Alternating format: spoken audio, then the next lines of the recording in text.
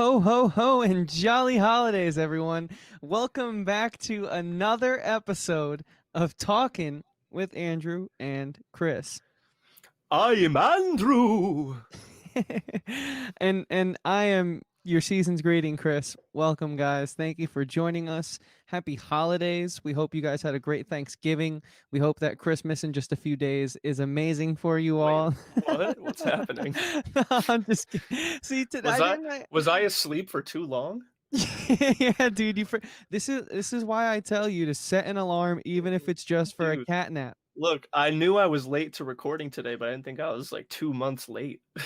Yeah, look, man, a lot has changed in the past few. Actually, we can't go down that rabbit hole. We're still not there yet. Anyways, with that being Uh, said, guys, the reason for this kind of all over the place intro is because, well, this isn't your normal episode of Talking with Andrew and Chris. Again, talking spelled Talkin yeah. apostrophe I no was gonna G. say the background looks a little different. It does, yeah. It's a little neon-y. Unfortunately, our logo isn't there, but it will be soon enough. But there is another logo there, a show that I've kind of spoken about quite a bit because it's, well, my other show, Talking TV, that is. And so today we are introducing a new segment, a new monthly, not series, but show, a monthly exclusive, if you will, where Andrew and I can sort of fuse the both channels together and just share our mutual love for something that we kind of we didn't meet over it. We met through our good friend Tyler Wilson of 7715 on Sony Shout RCA out. Records. Um, Yeah, no biggie or how anything. much of a hack do I sound like today? I love it, but but there's something that I think forged the friendship of ours, and I think it's really what we're going to be talking about here today, which is video games. And guys, welcome to the second episode, but the first official episode of the Talkin' Network presenting No NPCs Allowed. Andrew, how you doing, man? Wow, I feel like this is such a missed opportunity to have like an epic theme video song thing play right here, just like a Did you something not like see that. the intro video at the beginning of this? I I mean, was asleep. I you was asleep, edited it. remember? Oh, okay. You must have edited it in your sleep. Okay. no, I edited it back in October, and now it's December, like you said, and now I just can't Right. remember any of that stuff, dude. Right. The snow has fallen, the leaves are fully ripped from the trees, and all hope Yep, has. yep. Anyways, so what is going on, guys? Welcome, What's up, welcome, guys? welcome. It To it answer your isn't question, as Chris, I'm doing pretty good. I feel very confused because this intro is really throwing me it's throwing me off, but I'll get my groove in a second, I'm sure. But I'm yeah, okay. for sure, man. Take your look, take your time with it, breathe. It's all Yeah, gonna be okay. All I'm I want to so do is nervous. have a It's a I new can tell. show. I really can tell. Listen, there's nothing really different about this show except for the first time in a long time it has a focus. So it might bode in our favor, actually. Focusing is pretty tough for me, but I'll give it a shot. That you are the ultimate sparring partner because every time I think I have you beat, you just come back and just parry exactly the move I was thinking of doing. And I think that explains the explosiveness of our dynamic, and that's why I'm excited to do this show with you. So Andrew, you just got back from a little trip, and you don't have to divulge it to the listeners. I kind of want to make the push to be more personal in our broadcasting, in our relationship with them. But I mean, you had way more. I had a great time on Halloween. You know, if you guys have seen or not seen, we hosted on Talking TV a watch along of Halloween 1978 on Halloween. All the hosts were in costume. We had a costume contest party giveaway, giving away a slasher T-shirt from our good friend David of Flix Talks I was personal this close T-shirt to winning line. it. I was that Yeah, close. we actually had a decent amount of entries, and thank you guys so much for that. Again, if you want to catch any recaps, any replays of our month-long Halloween celebration, we talked about all things from classic films like Swamp Thing and The Thing, 1982, another John Carpenter flick, to we covered Bly Manor and The Babysitter, to name a few. So that's all over on the Talking TV channel. So I spent a lot of time in front of a computer this this Halloween season, but you Yeah. actually got out there into the world. And if you don't want I to I share it, went that's to fine. But I went to what some would call Halloween Town. you, that is very true. Yeah, How was that? I went to Salem, Massachusetts, which sounds dangerous because traveling right now is a little sketchy. But I had this trip planned for a while, and I was just there in September. And I don't mean to toot my own horn or anything, but I feel like I'm pretty smart when it comes to like not being an idiot and being like putting people in danger or myself in danger when it comes to getting sick or whatever. But I went to go see my girlfriend in Salem, and Hmm. Humble brag. humble brag, it was pretty cool. Had a good time. We were Kim Possible and Ron Stoppable, which is pretty funny. Oh, nice, man. Yeah, That's thanks, pretty thanks, cool. thanks. That's a good costume Now idea. what's interesting is the last time I was there in September, like obviously they were already like Halloween ready, like which shops are probably open all year round. I've This is my first time actually going in September. And while I was there was some guy dressed as an. Have you seen the Vine where this dumb guy's wearing like a scary nun mask and then a finger goes down his throat and he laughs? No, I've Okay, thankfully never well, seen that. I'm sure that at least most of our listeners slash viewers have seen that 'cause it's a pretty iconic Vine. Some guy was wearing that mask and like dressed up as a whole nun, but was also on stilts and was just kind of like You don't slowly say. walking through the town, like just like with his hands together like that, just like looking around and waving at people and like literally doing nothing except walking slowly. So I was seeing that in September. I was like, I'm kind of nervous for October, even though they canceled like almost everything because of COVID and everything. But Yeah. you know, pretty wild. But all in all, I had a good time. Small gathering, some costumes, some funny games. I had a good time. And Salem is always spooky looking. So if you like spooky stuff and you have patience to wait until things are a little less chaotic, then I would say go to Salem. Maybe next Halloween and have a good Yeah. time. And you know what I really respect the most, Andrew, is that I was like, dude, like it'll be fine. Like you guys were safe. You wore your mask and all that. You're like, no, no, we can't hang until I have quarantine for 14 days. So we would have been doing this live in the new studio, but Andrew is respectful of other people, not just Yeah, himself. I So would I would feel thank you, I would probably feel worse than I've ever felt in my life if I was the reason that your dog got sick, you know? dude. That is very true. It would be, I think, That would detrimental end for. our friendship. Yeah, unfortunately, it would. I mean, look, pups are family, right? Yeah, no, Well, listen, I Andrew, wouldn't hold it against you. what was it like taking a long car ride or train ride or whatever for the Well, first I'll time in tell a while? That you. must be cool. Okay, Or does it well, still suck?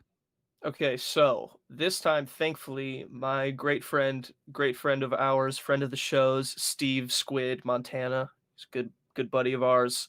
He was nice enough to drive me to Salem this time because he was just gonna go visit Wow. for the day with his friend anyway. So that was cool that was like half the time it took me last time.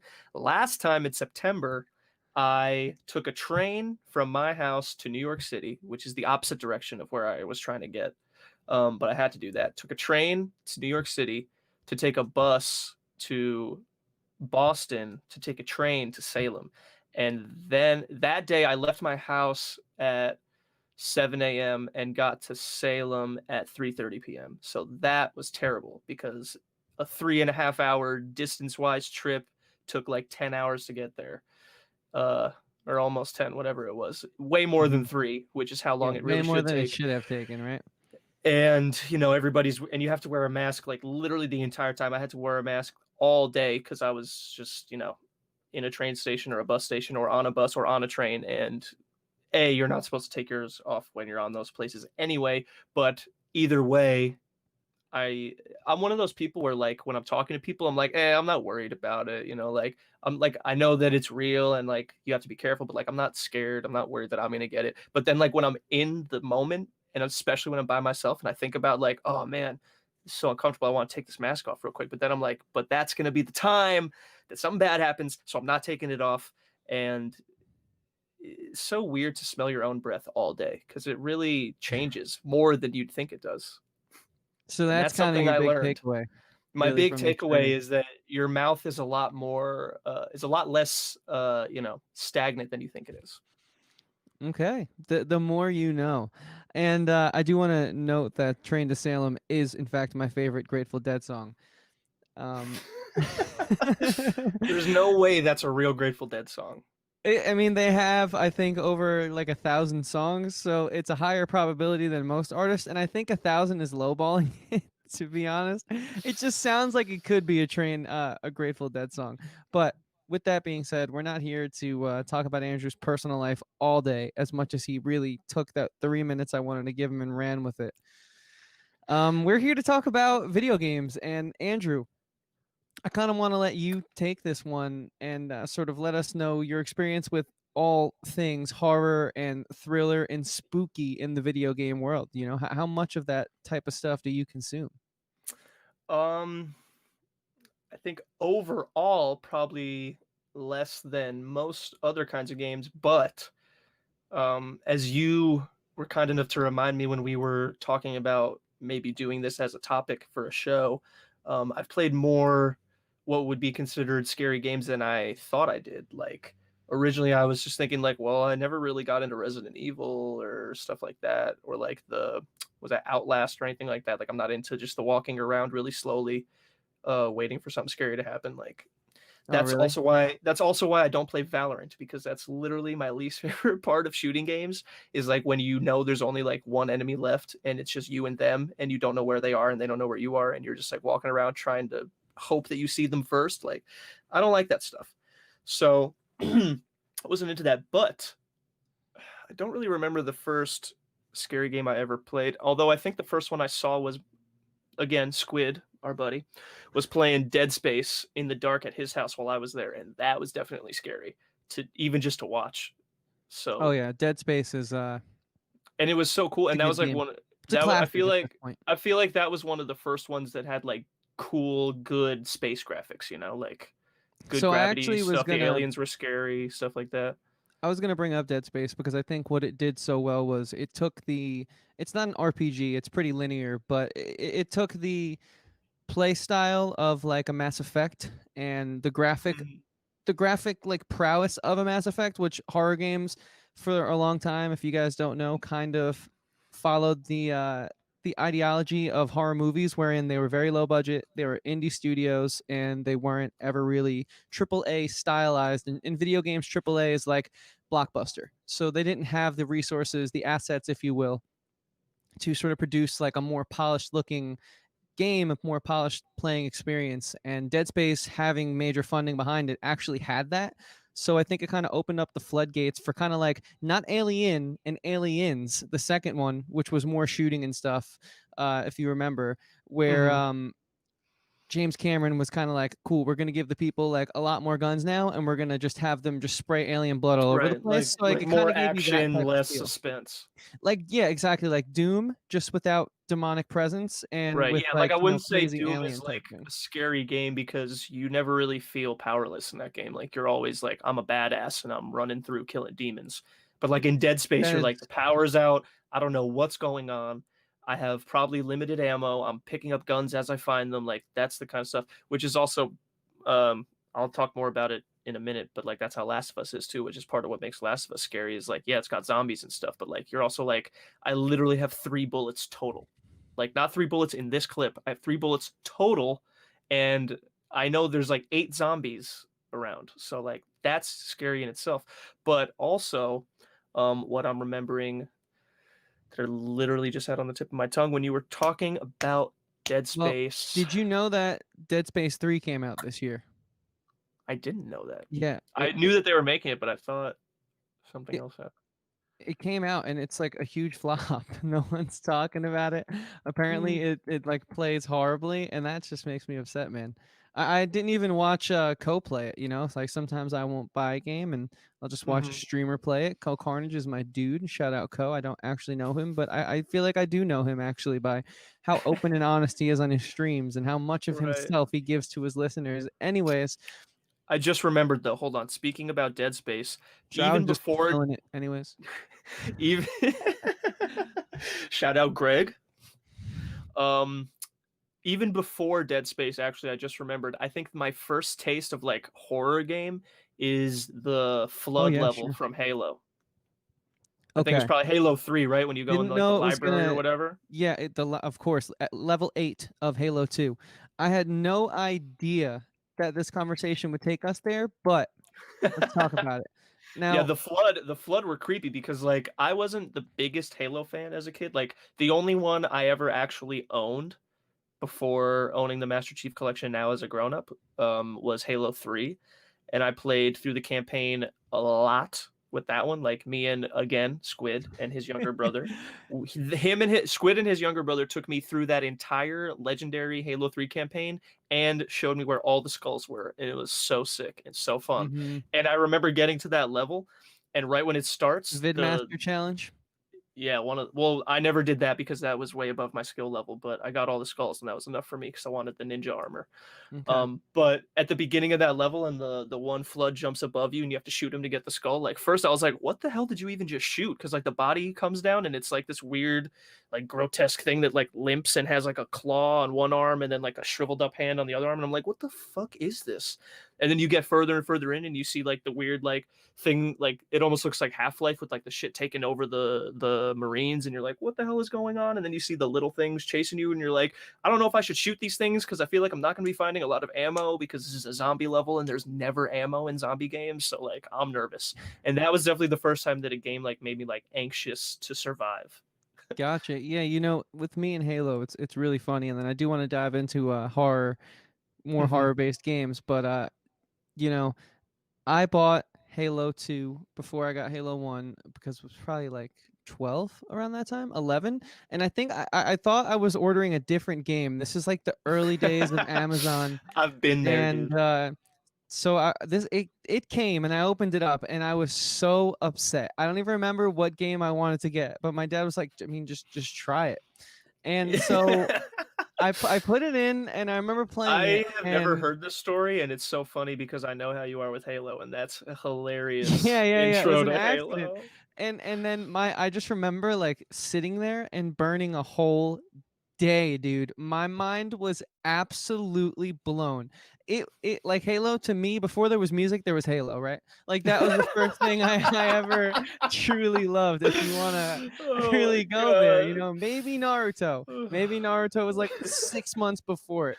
But That's so like so and funny. I just remember sitting there and having my mind blown and being actually scared but not being able to stop playing the flood level. So what I would do is I would restart and get up to that level on all the hard difficulties, like working my way up. And then I was like, all right, I actually have to go in there because I was like so terrified of it, dude. It was a crazy level and it was so They did hard a to real beat because I they just did a kept really going good job with around in that stuff. circles and circles in that room. I Yes. hated it.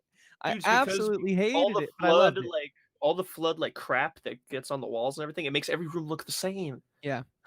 Dude, Halo is absolutely just a phenomenal game.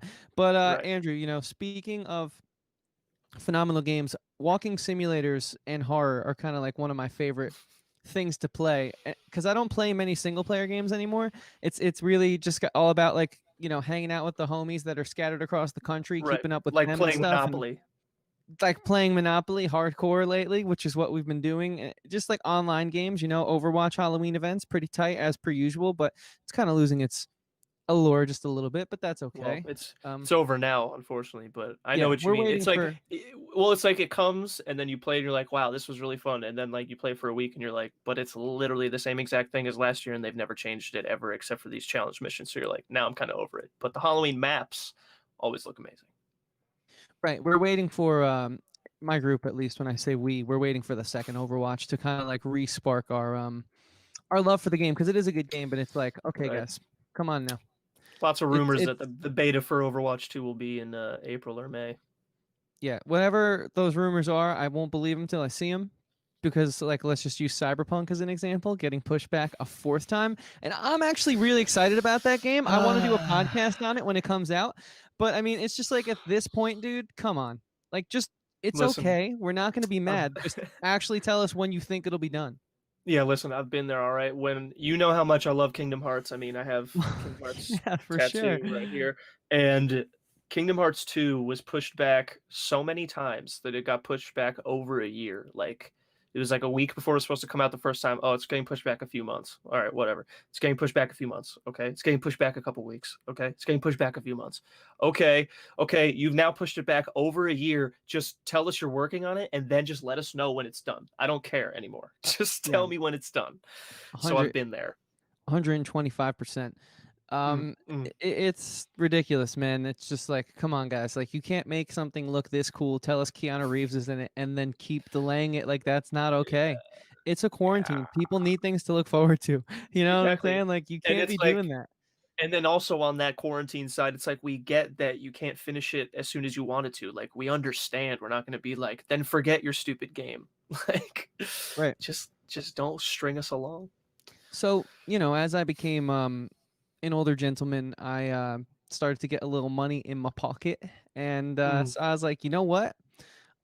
I think it's time I buy a gaming PC. And I heard a lot of good things about this Steam service. And they throw a lot of games on sale all the time. And guess what? I listen to albums sometimes just because the artwork looks cool. Talking to you, The Devil Wears Prada, with that new record. It's Halloween season, and I checked it out. And I actually wanted Screaming for the first time since like 2012, and I didn't get it.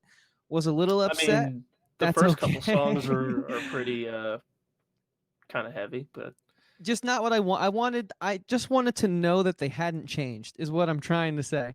And I they did see. very, very Mhm. badly change in a way that I'm like, we already have Bring Me the Horizon. We don't need a fourth mini Right, version we've of got that. Bring Me the Horizon. We've got what is it, I the Mighty or whatever.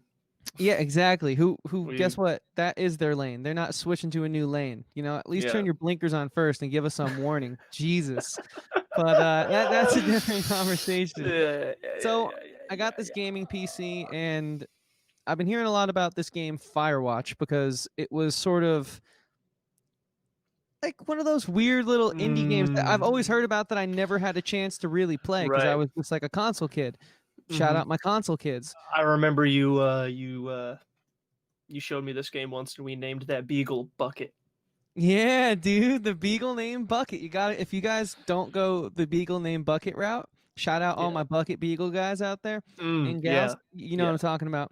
And I Mhm, just like mhm, fell in love. I was like, whoa, this is like playing a movie.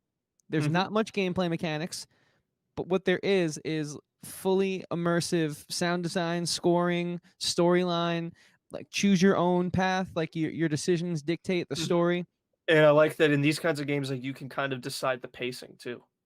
You can 100% you can. You are the storyteller and receiving the story at the same time. It's really cool, and like the indie world game design has just increased so much because of like how Unreal Engine and all that stuff has just come forward. I'm a nerd. I read a lot of tech blogs. We don't need to get into that, but it Chris is is a nerd. insane how good this stuff looks, man. And so I like was like, Mhm. whoa, this is cool, and it has this really creepy twist at the end.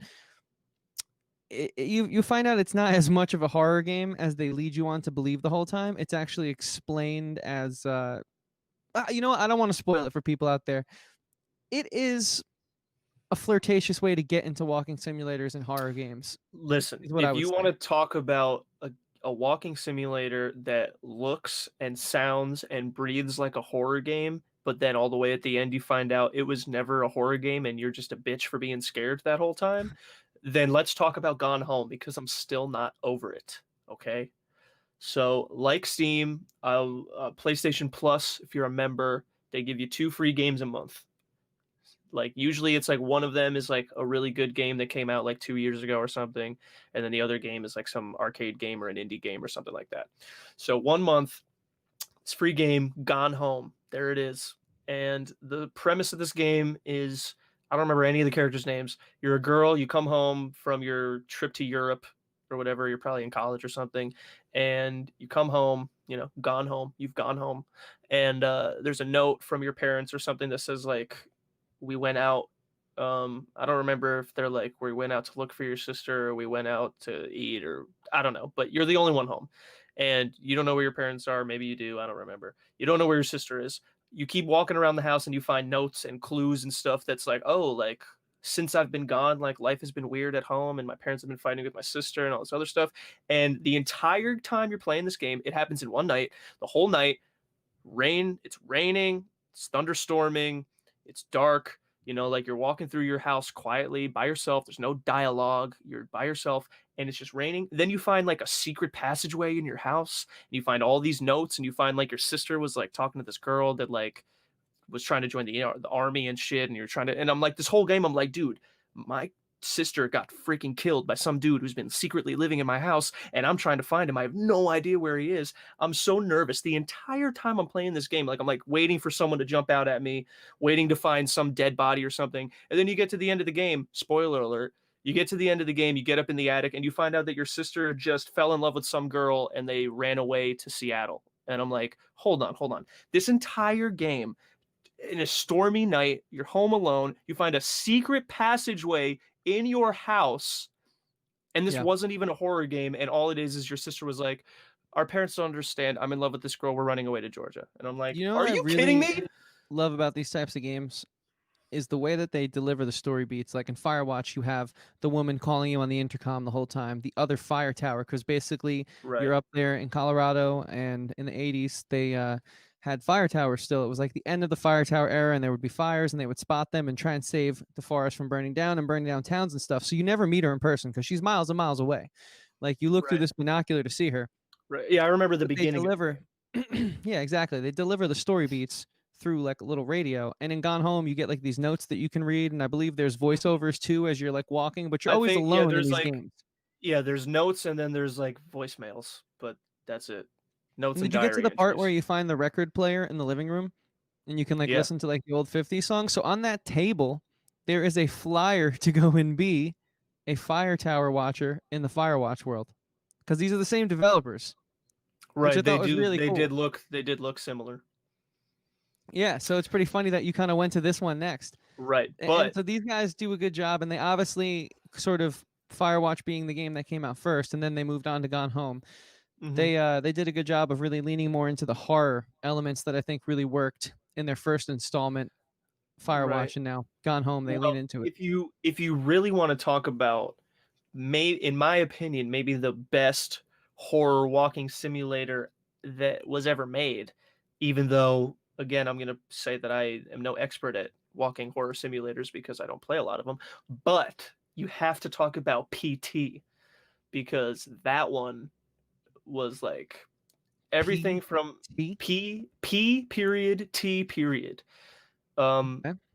Made by I want to say Hideo Kojima. It is, I yeah. don't. Yeah, yeah. So it's like a it's tied into the Silent Hill universe, I think, and the Oh, okay. entire game takes place in one hallway. Oh, this guy Like, did Death Stranding. This guy and yeah, Metal Gear Solid. So this yes, I've heard a yes, lot about Kojima. Apparently, he's like a big yes. deal. He is a very big deal. This game, PT, it was a demo you could download on PlayStation. It's not up anymore. You can't get it anymore. Um, it takes place in one hallway, like one L-shaped hallway. Um, and you literally just loop this hallway over and over and over again. And the whole time there's like this one ghost lady that's like around and like chasing you and doing things. But you also like sometimes when you go through the hallway, you go into the bathroom and you see this like dead baby in the sink. And sometimes you go around and you see like a ghost like Okay, can I talking ask on a you a thing. quick question? Yeah. Would it be this hallway? Yes, that's the hallway. And Okay, you can see in that little picture that says PT hack confirms we're always being followed. That's the ghost in the game. I don't remember gotcha. what her name is, but that whole PT hack confirms whatever they're saying. That is like when this demo dropped, people lost their minds. It was fucking crazy. When was And this? Like the 2000s or something like that? no, it was like It's a better look at the 4 years hallway, ago, guys. maybe 5 years Audio version ago, available on youtube.com/talking 3 years with Andrew ago. and I Chris. don't know. Um, yeah, you walk down that hallway and you turn right, and then it's essentially like the front door entranceway of the house, and then there's a door that leads to like the basement. But then when you open that door, it just leads to this spot in the hallway again. Um, and in this game, literally anytime you don't see the ghost lady, she's directly behind you, like behind your player character at all times. Okay, Like you just hear her breathing and making twitching sounds, and then like you turn around and she's not there because she's still behind you, and it's just love and it's that. an insane story that you have to play through a bunch of times to really understand because like all the story beats are so like subtle and vague, and then you get to the very end and it's like they give you a cutscene for a game that they're I don't even know if they're still making this game because I'm pretty sure that this entire demo is just like a essentially an interactive intro sequence to tease the new Silent Hill game starring Norman Reedus. But then I think they stopped making that game because of a bunch of reasons, and then they took that game and just made Death Stranding instead. So now PT is just this weird, obscure, terrifying hallway game that you can like never play again, and it's the craziest thing to watch. I I'll watched have it to on look YouTube, up. and then I Yeah, I'll watched a have whole to bunch look of up a gameplay breakdowns. video of that or something. It's crazy, and it's so scary looking. Like Gotcha. Yeah, you know, I couldn't even play it, and I was spooked by it. that is when walking simulators kind of came around, like in 2014, 2012-ish. There was like that game Amnesia: The Dark Descent, which was like they consider it Right. the first walking simulator. Actually, the Dark Descent is the newest one. I don't know the name of the original. I haven't really delved I into think that it's just series too much. Amnesia. It might just be Amnesia. I feel like they've always had a colon and then something. I'm not sure. I haven't got into that series too much. So that was like the first credited walking simulator, and then so PT is in that 2014 range. There's another game in that 2014 range which, you know, a little I did a little allusion to it at the beginning of this podcast, which would be whoops, not that one. I was Oh gonna say, I man. was like, I don't think that one was a walking simulator. Oh, this one is. Hey, Sorry, whoops, I had the wrong thing on my screen. This 100% is a walking simulator. Alien it is? Isolation is an incredible game. I only played it this past quarantine actually. Um, it is, you play as Ripley's daughter, and you are sent to, oh sorry, Ripley's mother, and you are actually, it's pre-dating Alien, but apparently it's canon. You have to go out there and visit this sort of like space colony of scientists that are far from Earth, who had this spaceship come from the forest, reaching the galaxy, and obviously on it it had a unknown pathogen that got into the spaceship known as the Alien. And so once you arrive, the spaceship is in shambles. You get there and you crash into it quite literally, because the gravitational orbit that it has is all thrown off from the weight being messed up, from the alien just ravaging it and stuff. And from there, it's just fight to survive and kill the alien, because you're not going to make it out alive. And you learn all this in the beginning. Like, this is a suicide mission, quite literally. Kill the alien, save humanity. And it's so intense, dude. Like, you're hiding in lockers, you are, you know, hiding in cabinets. The only thing you can really do is fend off the alien with like a flamethrower, or with like a floodlight, or with the pistol, but Right. you But can you can't never just kill like it. kill it. Yeah. Nope, you can never kill it, and it's so intense. It actually narratively is one of the stronger of these types of games.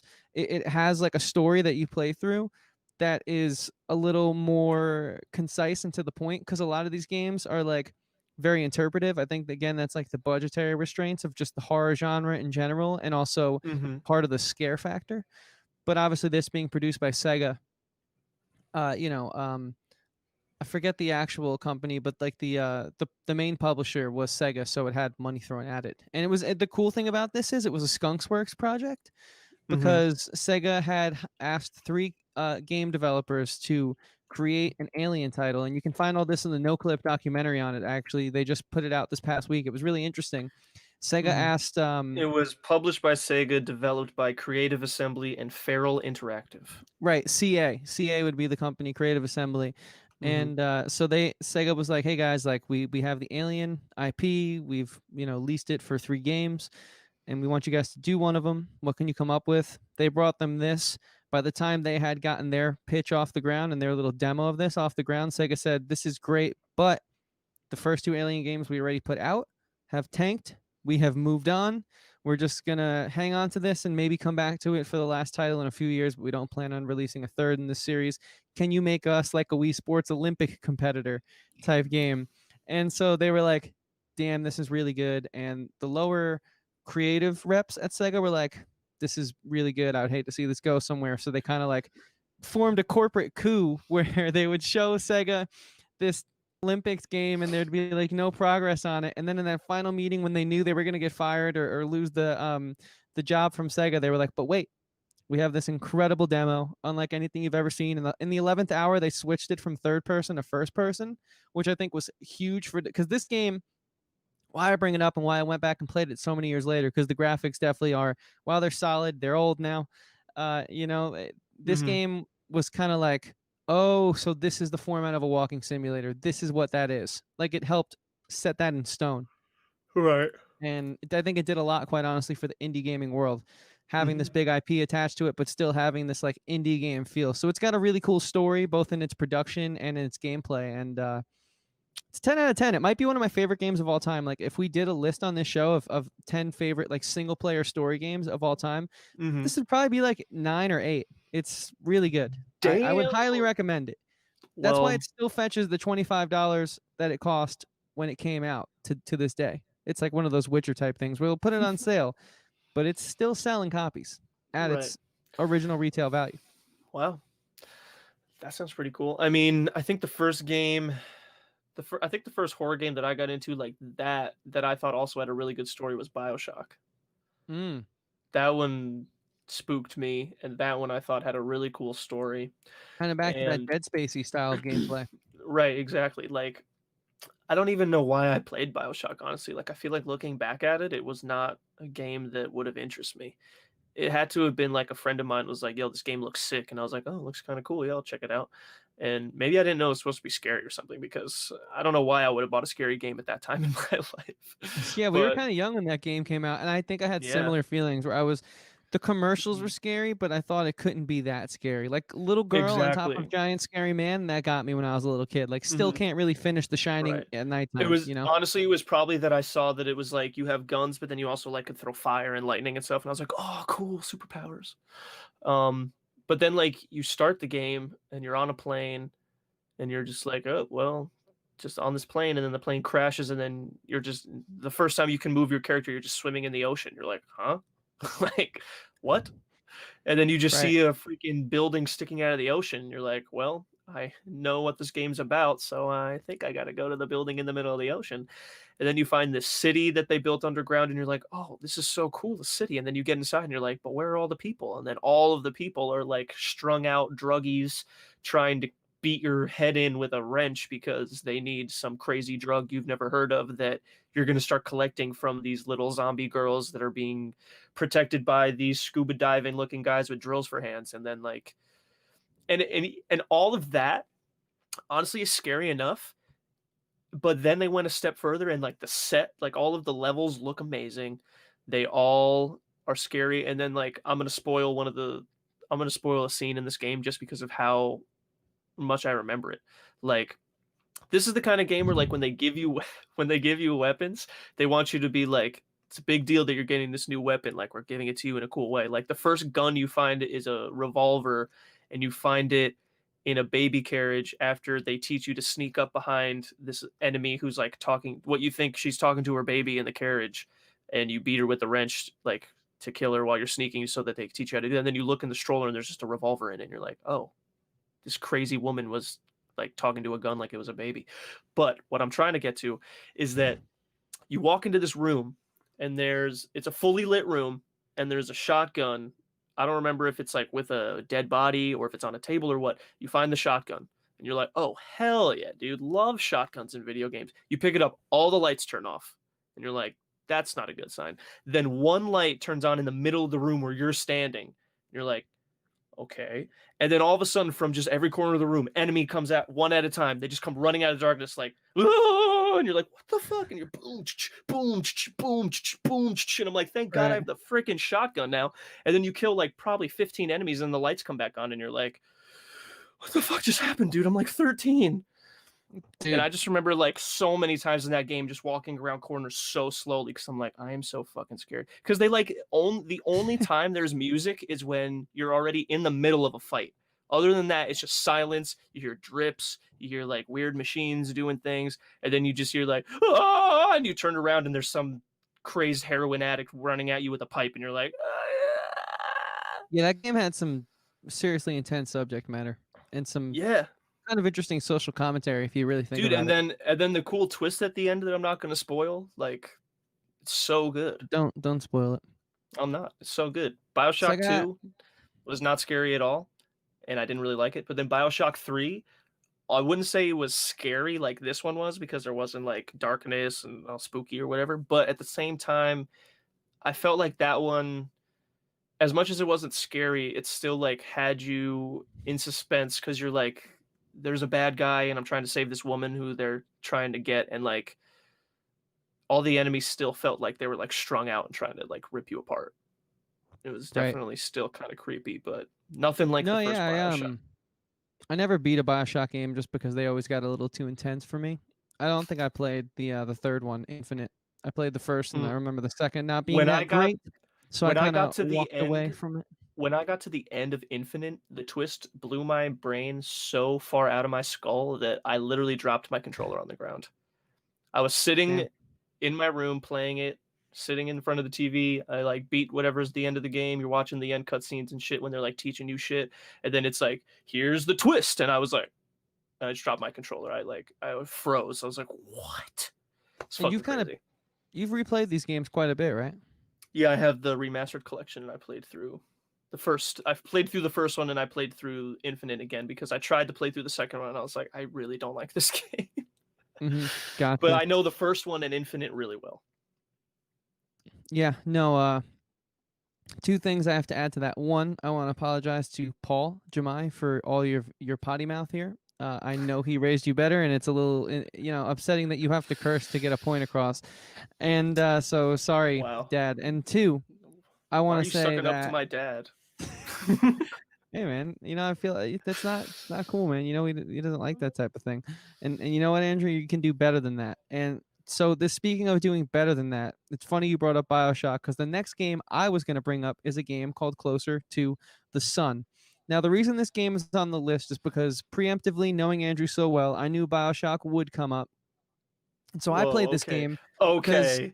this game is created by people who love BioShock. It's basically a walking simulator and an homage to BioShock, and they say that very clearly when they do interviews and whatnot. This game is about if Nikola Tesla had the ability to hire all of the creative people in the world at the time, the top scientists, the top engineers, and put them on a mega boat out in the ocean to work on his crazy experiments where they were safely away from society so that they wouldn't harm anyone, but they could make all the progress that he wanted to make. And so throughout it, I don't know how much you guys know about Nikola Tesla. Go look him up. He has a lot of grand ideas that sadly most of them never came to fruition. And I don't know if many of them could, but he certainly dreamed up a lot of intense, deep sci-fi style, but rooted in There's reality a inventions. reason why he's still being talked about and used like this because he was pretty crazy smart.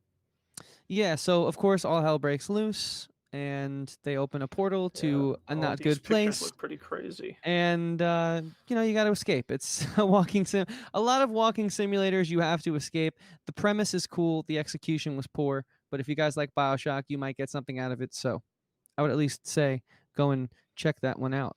And was glad I was able to Interesting. sneak that one in there. Well, And that's good. so Listen, hold on. I think we're already in the second half of the episode. We're rounding the corner, if you will. I think we'd be remiss if we didn't. I don't know if I even used that word right, but I'm just going to power through it.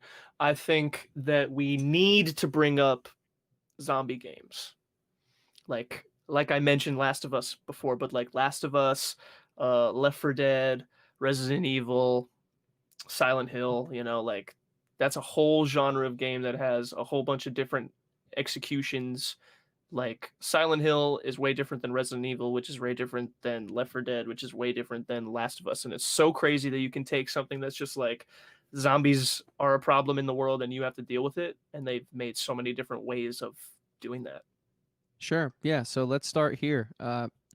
Andrew, I never really played this game Mm-hmm. because, well, I borrowed your you very graciously lent me or loaned me your your PlayStation 3 back in the day with Last of Us Mm-hmm. for the sole purpose of playing Last of Us, but I could just never bring myself to play it. So it was at my house for like 9 months and I never played it. But It's true. I really regret that, but you played this game quite a bit and you're I currently working played your I way through the played the second, first right? one. Yeah, I played the first one on PS3, and then I got the remastered version on PS4. I played through that DLC thing, and then yeah, now I'm probably. I mean, I don't know exactly how far I am. I think I'm about halfway. I'm like 14 to 15 hours in or something. Mhm. I think I just finished Seattle Day 2 for those who have played. I just left the hospital. If people who are listening in Seattle, I don't. that's it. Um, so well, first I'll talk about the first one because I know that one a lot. Um, First of all, this game, like, what I really like about this game is that they did something that like a lot of games they all like they give you a lot of choices in this game, but not the same way that games that advertise choices do. Like all these games like Dishonored or Fable or even like Fallout and Skyrim and stuff, like you can kind of do whatever you Hmm. want. So it's like you can choose to like be a good guy, you could be a bad guy, blah blah blah, whatever. This game, which like will change the story and maybe some NPC doesn't like you down the road because you were a bad guy, blah blah blah, whatever. But this game does it in a different way where like the story and the levels are all the same. Like you have to go through the same level, you see the same cutscenes, everybody interacts with everybody the exact same way, but they give you can choose which way you play through this story. Like you can go in guns a blazing and just be like, I'm shooting everything in the face and I'm running through the levels quickly. That's what I like to do. I am good at that. I have good aim. Or if you're like me and you don't have that great of aim when you're using a controller in The Last of Us, you can sneak around and just stealth kill everything, which I thought was really cool because it was like, here's the story, but you could play it however you want. Like the story, we wrote the story, and the story's too good for you to to fuck up, which is true. The story is so good, and when I listen, I'm not going to get into a lot of the story because I don't want to spoil anything, and I could probably just ramble about the story for a long time. But I will tell you how good the story is by telling you this story. I brought The Last of Us to my buddy PJ's house to show it to him because he had never played it. He played through the intro, which, for those who haven't played the first Last of Us, the intro sequence of this game is you start as the character Joel. He's in his house with his daughter Sarah. They're hanging out at home, and then like Sarah falls asleep on the couch, and then you play as her first, and you're walking around the house being like, "Oh, I just heard some weird noise, and my dad is gone." And then like you're looking around and you see the news. It's like, "Oh, shit's so scary, and people are sick," and you're like, "Oh, that's weird." And then Joel shows up, and then you have to like run away from all these zombies. And then at the end of this beginning part, like your daughter dies, and it's so sad. And like we get through this whole thing, the zombies are showing up, and it's like a prequel for the rest of the game just to show you when it affected the main character. And then like it's a really emotional beginning thing, like his daughter dies in his arms and everything. And then I like turn to PJ when the credits start rolling to like get to the actual game. I'm like, dude, pretty sick, right? And I look at him and he's crying. And my buddy PJ is like, he's from the streets, like he's tough. One time when I was at his place, he was on the phone and he's like, "Yo, some dude that my homie sold drugs to says that the drugs were bad, so he's coming back, so we're all gonna fight him." And I was like, "Cool, that means I'm leaving." So I went home that day. But this day was a different day. And so when I tell you that he was crying from seeing the beginning of this I can game, see this you dude, getting out of there quicker than grease lightning. yes. And so the fact that this dude was crying from the beginning of this game, he's like, "Bro, I can't keep playing this game right now. You got to turn it off. Like, it's so sad." I was like, "Dude, like this game grips you." Like I don't know if you've ever read The Mhm. Road by Cormac McCarthy, but that's one of those things where it's like sad, sad, sad, sad. Maybe it's good. Nope, it's sad. And that's kind of like what this game is like. It's like the world is so shitty and their lives are so shitty. And then you're like, "Oh, but this moment's kind of nice." And then they're like, "But remember, they live shitty lives." And then it's just like it takes you for a ride. And then even if the story was kind of whatever, like the game is just so fun and so rewarding, and like it looks so good, and the zombies are cool, and the story is great. And now I'm playing through the second one, and it's like the same game in the best way. Like the controls are all the same. You play as Ellie, which I always liked playing as Ellie more than playing as Joel. I don't know if that's a hot take or not, but Switchblade is way better than making shivs, IMO. And I just the story is so good, and with the second one too, because of how much better the graphics are and everything, it's not like a walking simulator is like playing through a movie, but this looks and feels like a movie. Like everywhere, every time you're just playing through the game, people are talking to each other. Their facial expressions are always changing. I was standing on top of a building and killed some human being that was trying to kill me, and I kill her, and then her like the other enemy goes Kimberly, and I was like, oh my god, they all have names. Like they're all humans. It's so insane and so in depth, and it's so fun, and there's all new zombies, and zombies are always popping up everywhere, and it's so scary and so emotional, and it's just The Last of Us is my favorite zombie game. Yeah, I had to give you the solo box there because God damn it, you were on one in the best way possible. I Yeah, I guess that's appreciate why it. they're making an HBO show about it. Yeah, I which mean, I'm very HBO's throwing excited the video game and some money. also scared about. Like, just like Yeah. I'm scared for the Avatar live action thing, which we're not going to talk about, but I'm Oh, that nervous got about. canceled, by the way. Oh, it's just canceled? Done. Donezo. Honestly, I'm relieved. Really? As soon I was as really as looking forward to it. as soon as both of the creators of Avatar were like, yeah, Netflix said they were going to let us have creative control, and then they kind of like didn't do any of the stuff they said they would, so we're not working on that thing anymore. I was like, well, Mhm. that means that Netflix literally don't know what the fuck they're doing, and they're going to ruin everyone's favorite American anime cartoon. So I'm Yep. glad that it's just canceled. Yeah, But I think The totally. Last of Us is going to be there's a lot less room to make that bad, as long as they don't just try to do like a carbon copy of The Walking Dead. Well, HBO's pretty on point with their adaptations, I would say. I mean, Mm-hmm. But Game of so you didn't Thrones, play The Last of or Us, Dark but you Materials. definitely played Left 4 Dead, right? Yeah, man. I really liked Left 4 Dead, especially the second one. I thought was just Mm-hmm. exceptional. Like such a Especially now that solid if you sequel. buy the second one, you have both games, so it's amazing. And I don't know if you played it yet. I haven't really played it yet, but they just dropped a huge update for Left 4 Dead that was literally a new whole campaign. Like, you know how you had like the 4 campaigns in each game?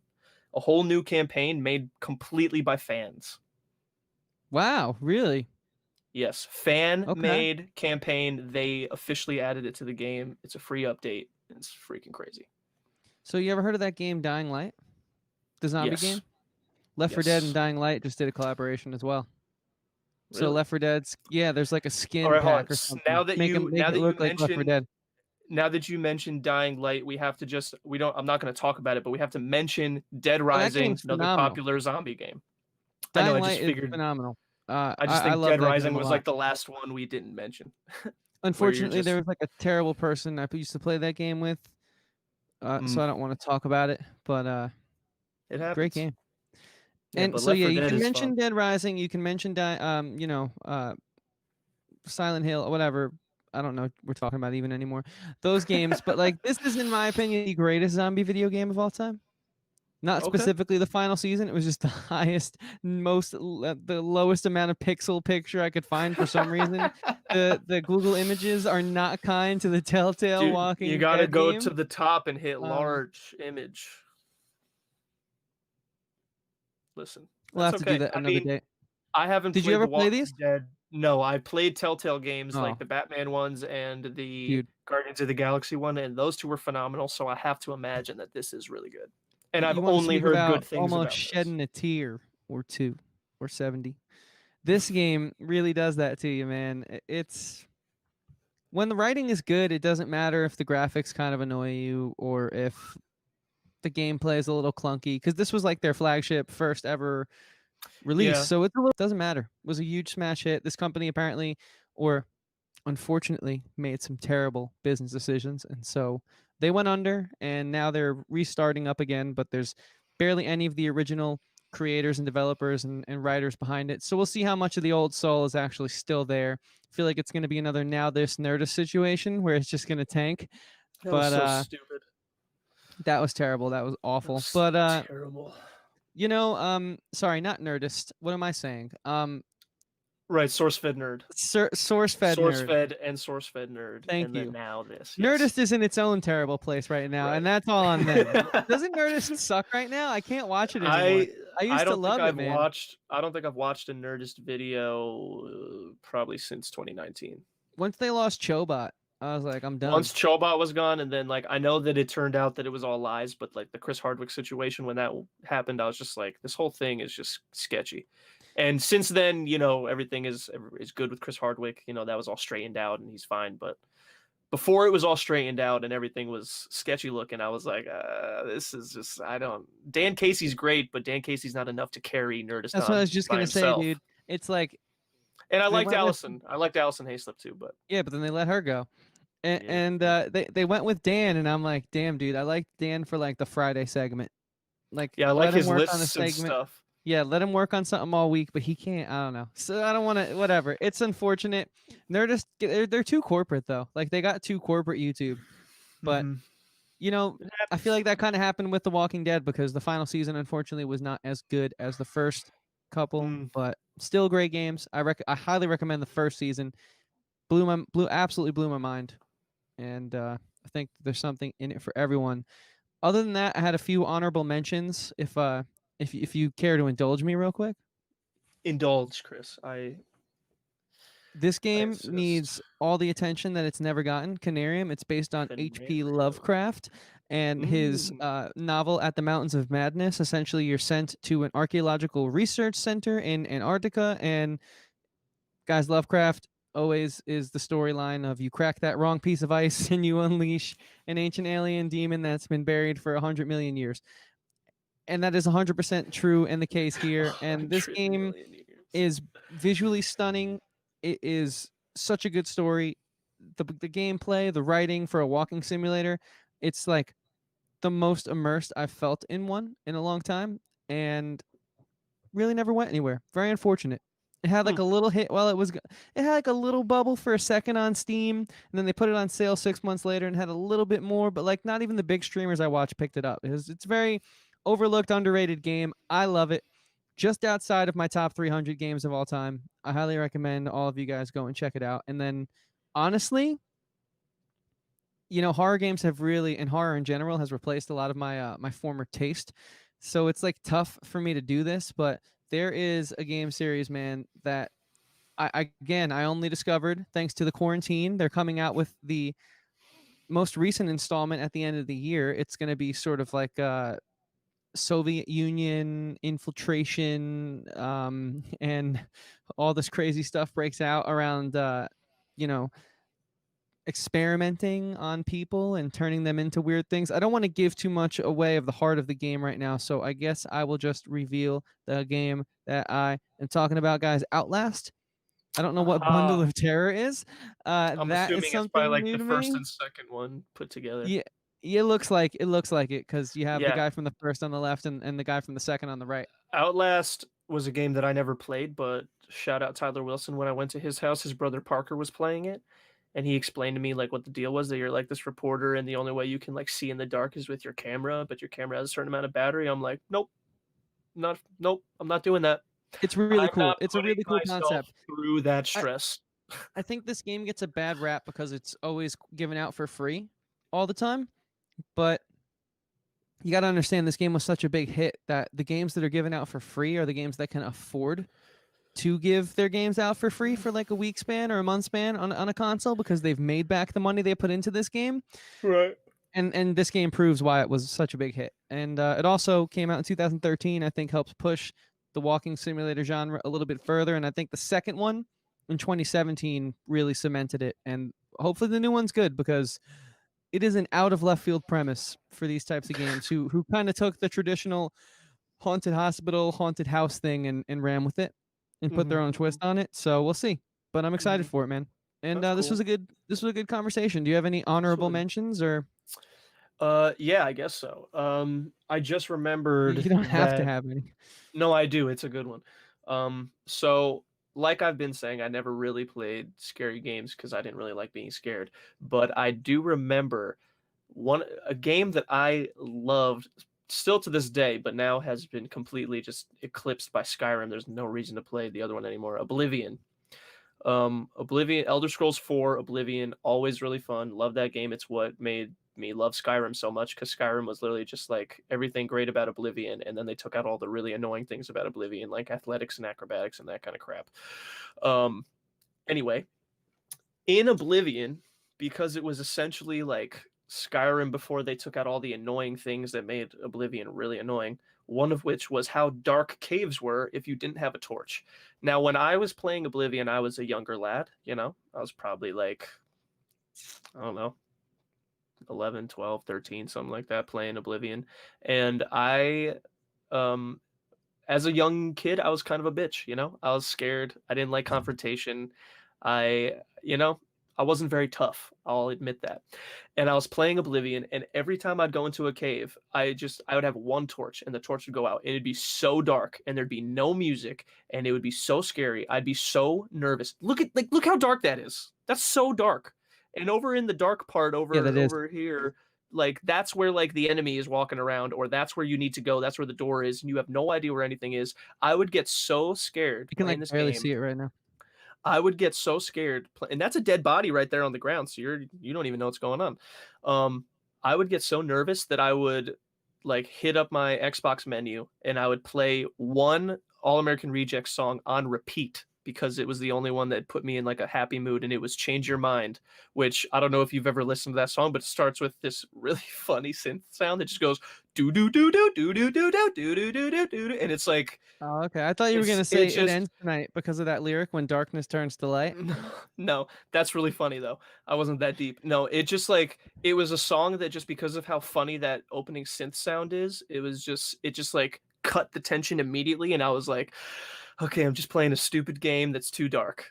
That's it. That's all that's going on now. And I had it was one song, the song ended, it just started over. It just played on repeat. I played the one song over and over again until I left the cave. And that was always how it was. And I just remembered that. So that's my honorable mention. Horror games are caves in Oblivion.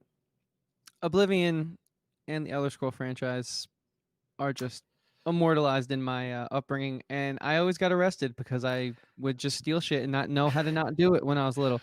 It was Dude, frustrating. I have bought Skyrim probably 5 times. That's how much I Yeah, like you this have. game. That is another podcast for another day. And I think that's a good point to wrap this up, guys. Thank you for joining us on the second, but the first official episode of No NPCs. My Now, first aptly episode. co hosted by Andrew of Talking with Andrew and Chris. So, Andrew, why don't you let all of the Talking TV and I suppose Talking with Andrew and Chris listeners, although they come out in droves and already know the deal, but let everyone here who might be stumbling upon this because, hey, the YouTube algorithm overlords sometimes do shine favor on the lesser of the population of YouTube. So why don't you let them know where they can find us, what we do here on YouTube, and how to stay in touch with us? Okay, Chris. Well, if you don't know, well, if you're watching this on YouTube, first of all, thank you because we appreciate you watching it. If you're watching it and you want to know where you can listen to it, if sometimes you need to give your eyes a break or you need to go for a walk or something, you don't want to stare at your phone, totally reasonable. We're on all of the digital streaming platforms, Spotify, Apple Podcasts, Stitcher, Radio Public, all the other ones that I never remember since it took me like over a year to remember Stitcher and Radio Public. We're on all of those. If you can, subscribe, follow us. If they allow you on the service, leave a rating because we love being rated. That's why, we put ourselves out on the internet because we seek validation. So please validate us.